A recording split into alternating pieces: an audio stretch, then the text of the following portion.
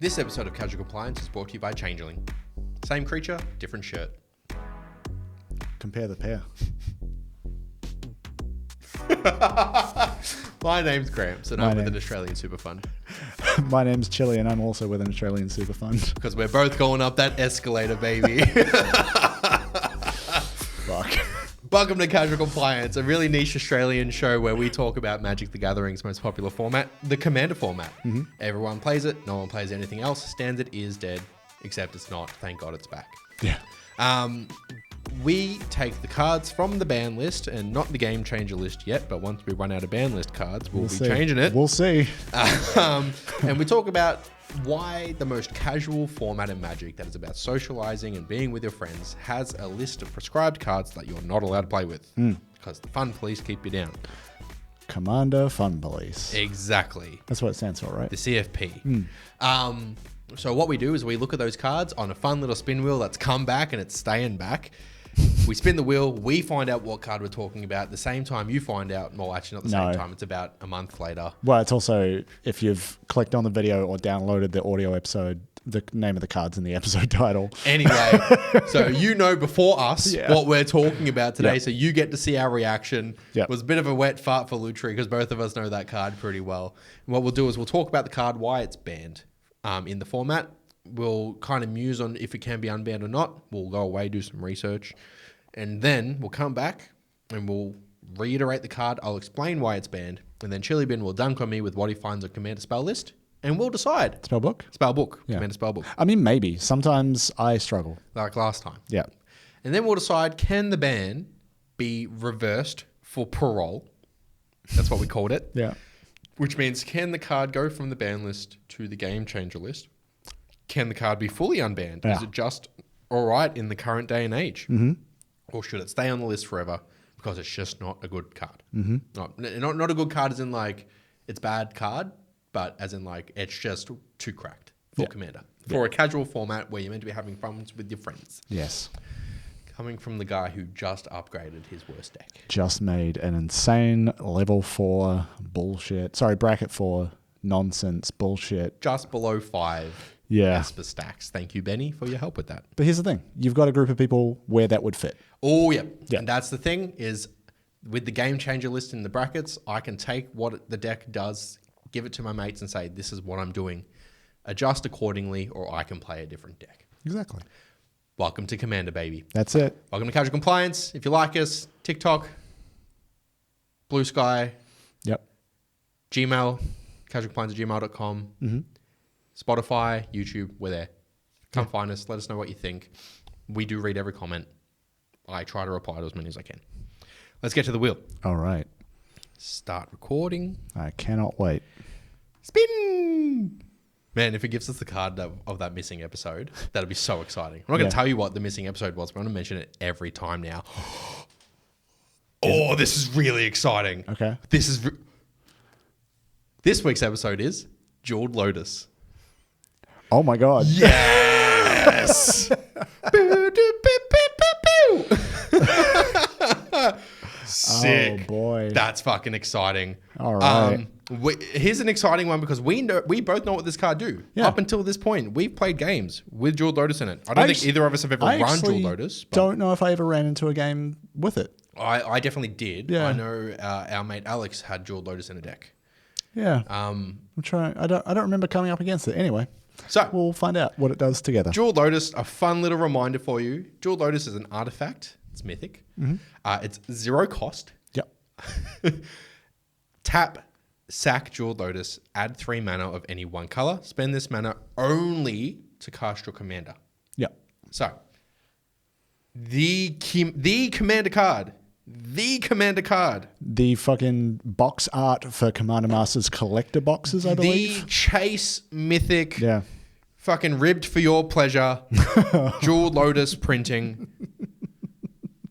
Banned. Ribbed for your pleasure is diabolical. No, that's a tutor. This is a Lotus, buddy.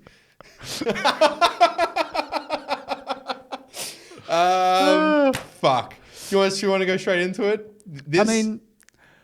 So this was like one of the most recently banned cards, right? There were 4 in that announcement.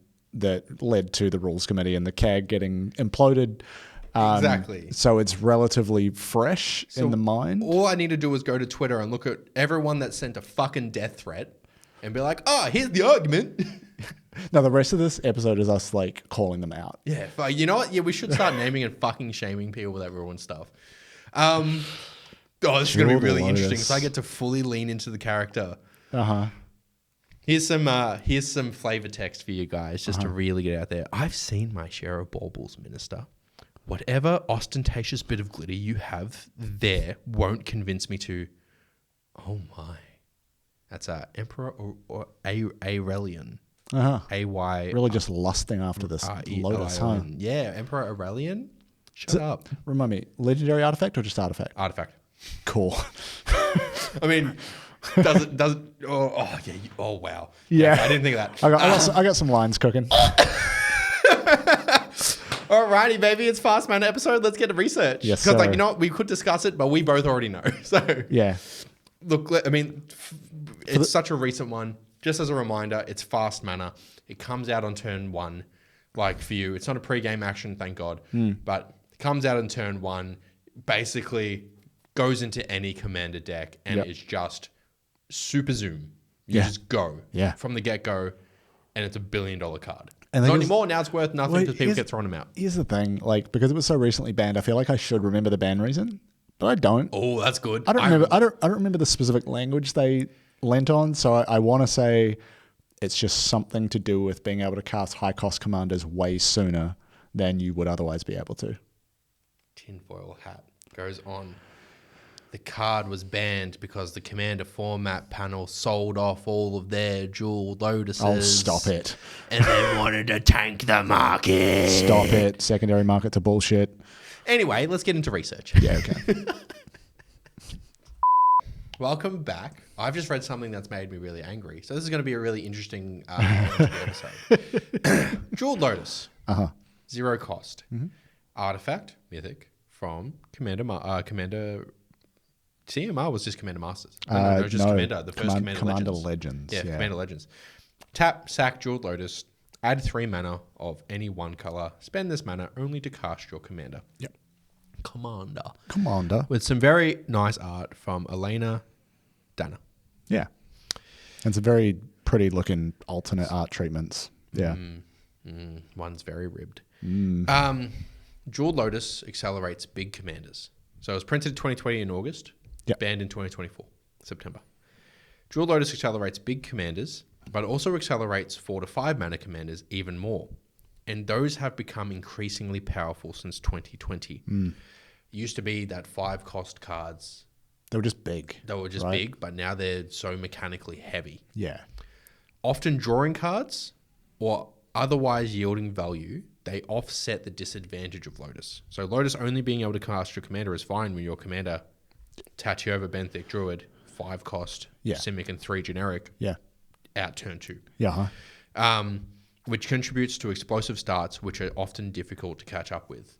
There's this concept, now it's not mentioned here on Jeweled Lotus, and we'll mention it later, but there's this concept of early game, mid game, late game. Yeah. Okay. And mid game is this mid-range kind of stuff where mono red is early game, it's aggro. Everything gets done out the start. Mid game, you know, you're starting to play 4 cost, 5 cost spells more regularly on curve, and late game is just the big beaters. Yeah. There's this concept now that they don't want people playing mid game too early. Right. They want the early game to be an early game, and Jeweled Lotus stops that when your commander is out turn 2. Or sooner. Hey, I get my commander out turn 1. So, turn 1 if I play my Boros value deck. I mean, me playing that Tameo Inquisitive Scholar deck, it's a 1-drop 0/3 commander. Island goes down, Tameo enters. Yep. Let's go, baby. And then turn 2, I'm attacking for 0 to create a clue. That's the loop. That's card design. Yeah. Jeweled Lotus, probably not fits there, but Jeweled Lotus is pretty fucked. Before any of it starts, no matter what gets said in this should never be unbanned. Ever. I mean in 30 years' time. And that's purely out of respect for Scott Larrabee, Gavin Duggan, Toby Elliott, Olivia Gobo-Hicks, and Jim LePage. Yeah, okay. These cards should never come back. I see where you're going. The shit they had to go through. Yeah. So fuckers could be fuckers. No. Yeah. These not only should these cards not come back, they should be treated like Crusade. Oh, okay. We're going there. They should be removed, scrubbed from the books, because you guys don't deserve that. If your first thing that comes to your mind is, well, I didn't send any death threats, part of the problem. Okay? It's not acceptable. At all. So, Jeweled Lotus. Jeweled Lotus. Yeah. I think it should be unbanned. In character. You're part of the problem. Yeah, look, I can, my argument immediately is Sol Ring. Fast mana was the target, right? Yeah. So I'm not going to be talking about Jeweled Lotus. I'm going to be talking about fast mana as a concept. Okay. Fast mana, yes, is a bit of a problem. Especially because fast mana pieces often turn out to be quite expensive because the game is you can't play it if you don't have mana. That's why I've started building decks with 38 lands. It's why I've actually started putting Sol Ring and Dark Ritual back into things. Yeah, nice. More mana you have, the more you can play. Yeah. Fast mana is hard to keep up with and does turn the mid game from turn 4, turn 5 to turn 1. Yeah. I do agree. But I think there is a place for it in the game changer list, in brackets 4, in the top end of brackets 3. That's maybe a good point. Like, do you think Jeweled Lotus would have ended up on the game changer list rather than just going straight to a ban? Absolutely. Yeah. I think if the game changer list and all that and the brackets had existed earlier on, Jeweled Lotus, Mana Crypt would be in the game changer list. Not sure for Dockside and Nadu. We're not thinking about. I'm not even sure about Mana Crypt, to be honest. But Jeweled Lotus would be on the game changer. I think like Mana Crypt also carries the weight of it has this huge price tag, and previous cards have been banned because of their perceived cost of entry, right? Jeweled Lotus was the same, $101 for Jeweled Lotus, and the price only ever dropped to 30 when everyone was panic selling. While they were, telling people to die. So fast mana belongs in the same place that resource starvation, especially mana denial, belongs, which is on a watch list for what the bracket definition is. I think if you're running a Sol Ring, congratulations, you should be bracket 4. So no, stop. That's my out of pocket fucking statement there. The other thing is they banned Jeweled Lotus, and then they almost immediately after printed Radiant Lotus. We'll get to that. Yeah. Which has flavor text that I think is really on point. Yeah. After devastation, hope bloomed. Yeah. Now they're talking about Avishkar there, but it feels like it's pretty on the nose. Yeah. The whole format at this point. So do you want to talk about Radiant Lotus now? Let's talk about Radiant Lotus now. I think Radiant Lotus is actually the perfect fix, though, for Jeweled Lotus. It's still cracked, and I can't wait for you to tell me how it's cracked. Radiant Lotus is a 6 cost, not 0, 6 cost artifact, not a legendary artifact either, which is really important. Tap it, sacrifice 1 or more artifacts, choose a color.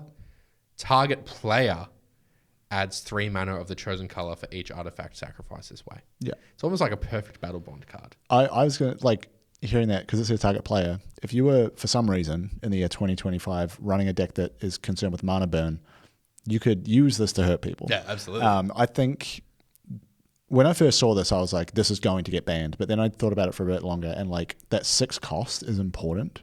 The fact that it's so high. You talk about this like early, mid-game, late-game idea. This to me feels like a mid-game card. Yeah. Yes, there are ways to cost reduce, whatever. But the fact is it's going to cost you 6. And then it gets silly because, tap it, sacrifice artifacts, whatever.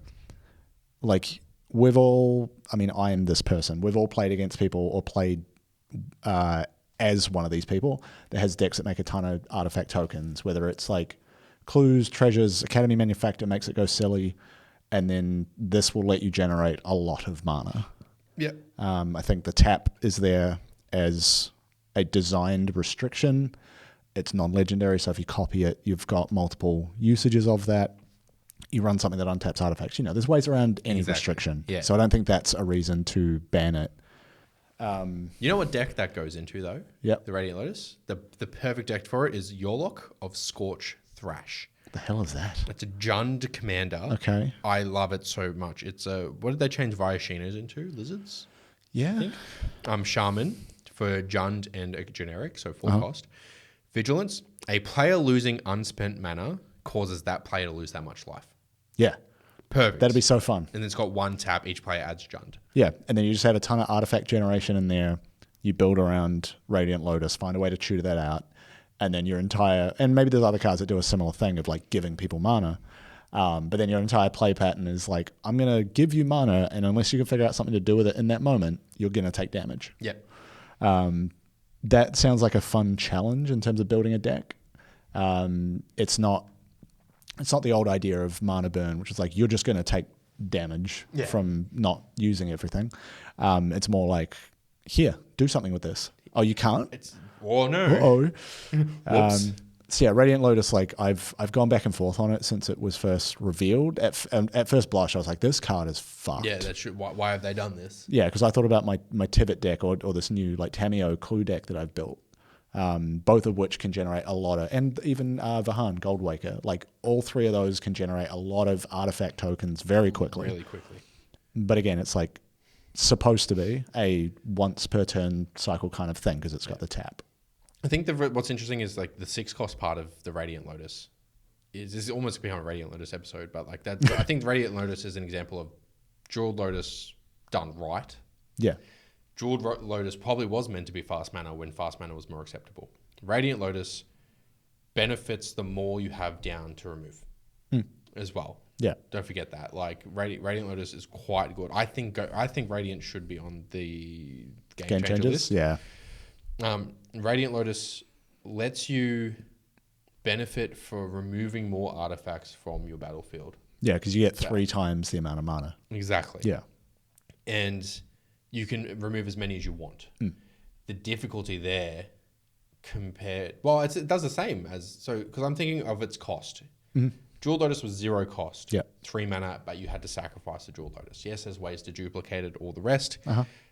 Those cost mana too, but they're there. And late game would be helpful if your deck requires your commander to be played and removed a lot. Yeah. Very good. Yeah. Radiant Lotus does the same thing, but sacrifices other artifacts and can sacrifice itself if you need to. True. And it's 6 cost.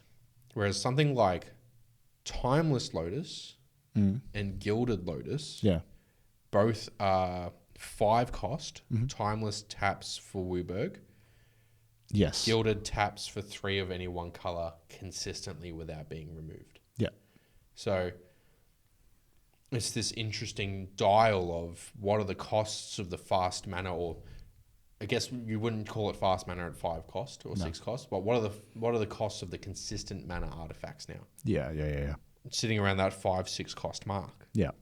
Where I think the issue with your Jeweled Lotus and your fast mana is the costing was such that made it fast and it was really hard to recover. Yeah, like if you're dropping this on turn 1, like unless your commander costs a huge amount, like you're getting the jump on the game. And then it maybe feeds into that idea that the ban list sometimes talks about of ubiquity, like it's colorless, it's any one color. Like every commander, every deck can benefit from this card. And I mean, really, how in looking at interaction for the game, because fast mana like this also gets around targeted removal, especially the Lotus. The Lotus is going down and being used straight away. You're not going to keep it on your battlefield unless you're going to try and duplicate it, right? Yeah. So, other than a counterspell, and you needing to have that and being able to play the counterspell, which you're not trying to do on turn 2, don't look at me. Or turn 1. Or turn 1 counterspell. Or turn 0 counterspell. You could mental misstep it. Right, okay. Just for everyone out there, mental misstep is one of my favorite counterspells of all time. It's from New Phyrexia. It's a instant that can be paid with either 1 blue or 2 life. Yeah, true. Counter target spell with converted mana cost 1. Exactly 1. Can't even counter it with fucking mental misstep. No, you can't. It's a cost 0. Oh, there's a different one. It's like 1 or less. There's one that says 1 or less. That's also in blue and was printed in 1. Right. I can't remember what the... It's fine. Anyway. Yeah. You can't even mental misstep it. Fuck. No. Yeah, I think like it kind of comes down to like it's too big of a jump too soon. Yeah. Like, yeah, if it, say this was like a 3 cost, right? By that point, you're able to generate as much mana as it costs. So like you probably play it turn 3, you're not using it until turn 4, maybe. I don't know. I'm not your dad. I'm not your parent. So what else have you got? Because I've got some stuff to go through here. That's it really. Is like it's costed wrong. It's costed wrong. It would be a game changer though if it were in the set, I think. Yeah. I think even if it was like 1 or 2 mana to cast it, that would be better. Yes. So I went looking for, just as a starting point, it can be used for literally any commander, but I went and looked at specifically monocolor commanders just to see like what could you really accelerate here. So starting with my search was basically like show me commanders with a mana value 3 or less, going for the idea of like what commander could you have hit the field on turn 1. And what else did I look at here? Sorted it by EDH rank. So there's going to be cards that are played a lot, essentially. I mean, number 1 on the list was Ragavan. Nimble. I replaced my Docksides with Ragavans. Nimble Pilferer, single red to cast it. Whenever it deals combat damage to a player, create a treasure and exile the top card of that player's library. Until end of turn, you may cast it. Not a great turn 1, or I mean, it would be attacking turn 2, but not a great early game attack because you probably don't have enough mana to actually cast the thing you've exiled. Yeah. Number 2 on the list, though, Braid's Arisen Nightmare. Yes. Good card. 1 generic, 2 black for a legendary Nightmare, 3/3. At the beginning of your end step, you may sacrifice an artifact, creature, enchantment, land, or planeswalker. If you do, each opponent may sacrifice a permanent that shares a card type with it. For each opponent who doesn't, they lose 2 life and you draw a card. Getting that out early really starts to potentially grind the game down to a halt, especially if you start playing stuff that you are comfortable removing every turn, because it's all triggered off you may sacrifice on your end step. Okay, yeah. So you can really start to lock the game down. Or number 3 on the list, Azusa, Lost but Seeking.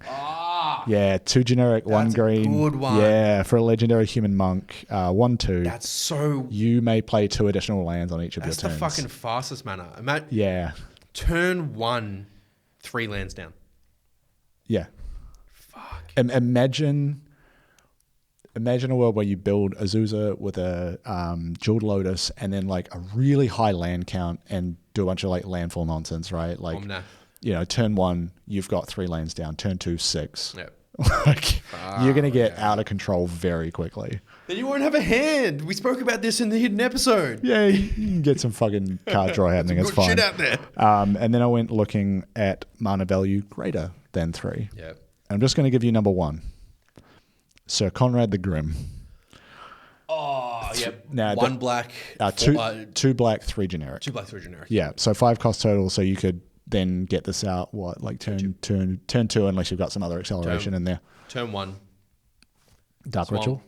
Dark Ritual, Jeweled Lotus. Yeah, turn 1, Sir Conrad. So it's a 5/4 legendary human knight. Whenever another creature dies, or a creature card is put into a graveyard from anywhere other than the battlefield, or a creature card leaves your graveyard, Sir Conrad the Grim deals 1 damage to each opponent. And then 1 and a black to mill. Each player mills. Yep. That would be so brutal. That'd be really fun. I'm here for it. Okay. And then the top 5 is like that: Atali Primal Storm, Mondrak Glory Dominus, Toski Bearer of Secrets. Mondrak's an interesting one. Shelter of the Apocalypse. This is just by EDH rank. So this is just number of decks basically. Okay. And this is also just looking at monocolor. Yeah. Like I didn't go and look at multicolor, but that was just to get an idea of like you're getting 1 color out of this thing. That seems like the most efficient way to use it. Yeah. You spoke about like potentially copying it and that being a source of value. I'll remind you that I have an Orvar the Allform deck, and I want to do the thing where you put all 7 bobbleheads in it because they just care about the number of bobbleheads you have, and then I've got a bunch of like ways to target it with basic spells and proliferate bobbleheads. Also, don't forget what Jin Gataxi is as well. I did see that in my list, but not Korg, Progress Tyrant. That's the one. The one that's in my Mer deck. Yep. Which is whenever you cast an artifact, instant or sorcery spell, copy that spell. You may choose new targets for the copy. Yep. This ability triggers only once each turn, which is a really nice cap on it for 7. Yeah. 5 blue. Yep. So a couple of things similar to that I found. Artificer class. Oh, yep. For 1 and a blue. Very nice. Level 3. So like it's a 2 cost, and then it costs 2 to get to level 2. Level 3 costs you 6 to get to. 5 and a blue. At the beginning of your end step, create a token that's a copy of target artifact you control.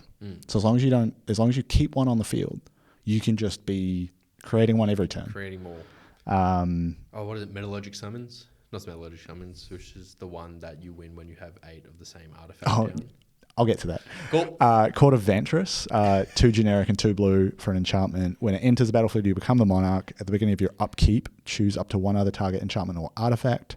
If you're the monarch, you may create a token that's a copy of it. If you're not the monarch, you may have Court of Ventress become a copy of it, except it has this ability. So even if you're not the monarch, you can be essentially making another Jeweled Lotus. I've just thought of something else. Yeah. That you might think of. Go to yours while I look this up. Yeah, okay. So the next one I have is Mechanized Production. Yep, nice. 2 generic and 2 blue for an aura. You enchant artifact you control. At the beginning of your upkeep, create a token that's a copy of enchanted artifact. Then the part everybody misunderstands. Then if you control 8 or more artifacts with the same name as one another, you win the game. The thing to remember is it doesn't have to be the artifact you've enchanted. It's just any artifacts. And people often lose the game to this card because they don't read this closely. I know. I'm trying to find it, and you might be able to help me find that here.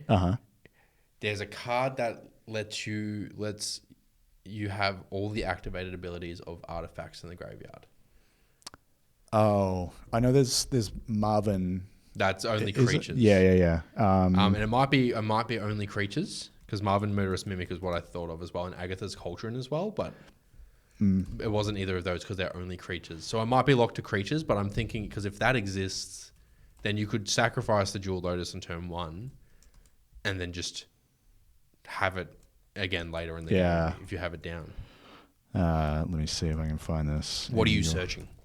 Doing a regular expression for abilities of, and then in your graveyard. Let me see if any of these actually do it.